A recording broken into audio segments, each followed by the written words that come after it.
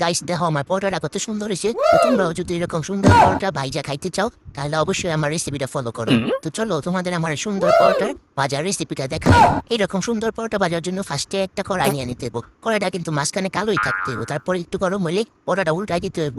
এই দেখেন আমি এখানে পরোটা উল্টে দিছি। আরে সারা উড়োস নাকি, উঠ পরোটাটা উঠতেই না, আবার কড়াইতে নাই মাজাইতে চাই। গাইস দেখেন পরোটাটা মনে হয় আমার একদমই পছন্দ হয়নি। এই যে এমন করে নাই মাজাইতে চাই কড়াইতে, এই যে আবার আমি উল্টাই দিলাম। সুন্দর করে বাজে করে নিমু। নেওয়ার পরে যেখানে আমি দিয়ে দিলাম সয়াবিন তেল। আপনাদের যত্ন নেবেন, যত্নে তেল দিয়ে নেবেন। আমি আবার গরিব তৈরি একটুই তেল দিয়ে নিলাম। এই যে এখন আমি তেল দিয়ে বাজে করে একটু উল্টাই নিমু। এই যে একটা উল্টানি দিলাম, আবার একটু এই আবার আরেকটা উল্টাই দিলাম। এই যে হ্যাঁ একটু জাতাজাতি করতেছি, যেন এই তেলটা সব হানে যায়। এর লিগে আর সুন্দর করে পরোটাটা ভাজা হয়। এর লিগে আমি সুন্দর করে তেল দিয়ে নাড়াচাড়া দিয়ে উল্টাই নিলাম। এই যে এখানে আমি আবার যাত্তাছি। গাইস দেখেন আমার পরোটাটা কত সুন্দর হয়েছে। এই যে কত মচমচ, আরে সালা আবার পুরা যেতে লয়। গাইস আমি যে এত সুন্দর পরোটা বাজতে পারি আমি নিজেও জানি না। দেখো আমি কত সুন্দর পরোটা ভেজে